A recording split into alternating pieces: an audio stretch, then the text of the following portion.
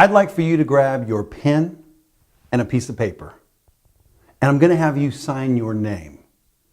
But wait, before you start, what I want you to do is I want you to switch hands. I'm going to have you sign your name with your non-dominant hand. Go ahead and start.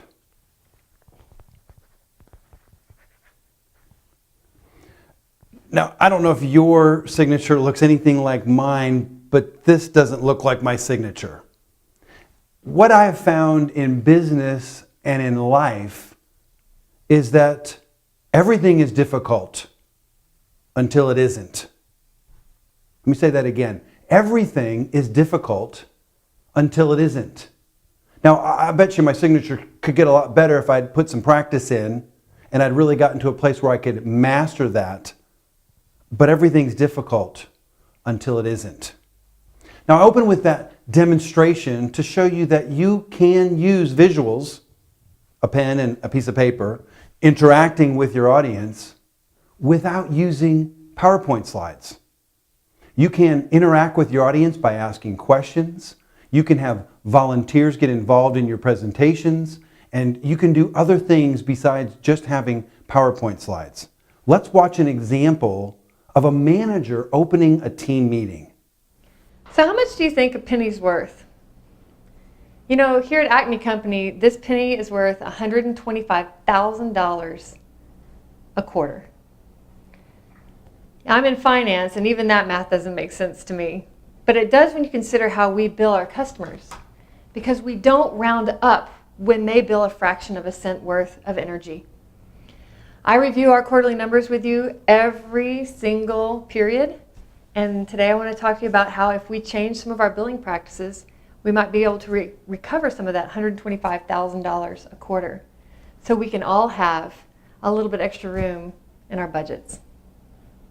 Cynthia uses the visual of a penny to grab the attention of her team. Now, what I would have seen in a lot of situations like this is a manager that would put a picture of a penny on a slide, possibly with a lot of text all around it to have all the things that they wanted to say or to remember to say during that team meeting. But instead, Cynthia used the prop of a penny to really grab that attention of her team.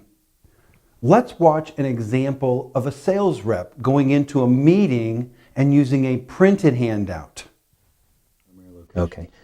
From a network standpoint, I did bring this along. It's a colorful map like I'm sure you've seen from other providers, but just to point out that on our network, OC192 backbone, a lot of fiber out there, but you'll notice that we've got hub locations in each of those three that you're looking for, so we'll be able to service that. The final piece is that you did. In this example, the salesperson has a printed diagram of the network that he shares with the customer. Again, think of the differences of having a PowerPoint opened up on a laptop, clicking through slides with that customer. Having the printed handout to use as the visual aid in this situation was much more effective. So there are lots of examples that we can use.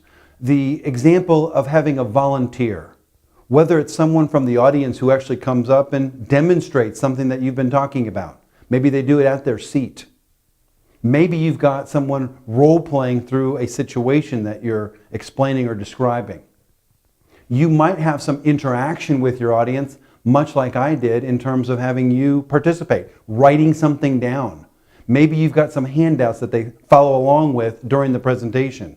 That's a great form of having a visual that they're writing, and your audience will have a better chance of remembering what it is that they'd heard because they participated in writing down that information. You might even interact with them by pulling that information from the audience, asking those good questions, gets the audience thinking and interacting with you during the presentation. Again, another great use of a visual aid without using slides.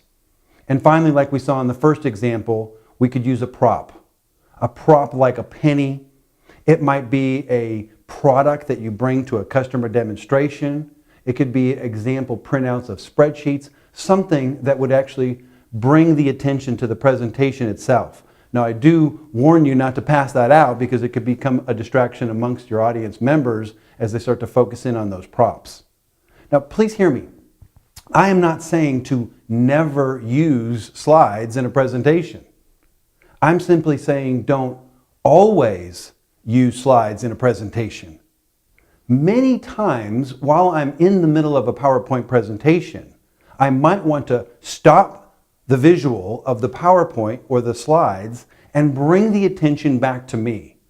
I see a lot of speakers who put objects in front of the projector. They might set their coffee mug in front of the projector, or they set a cardboard card in front of the projector to stop it from showing on the screen.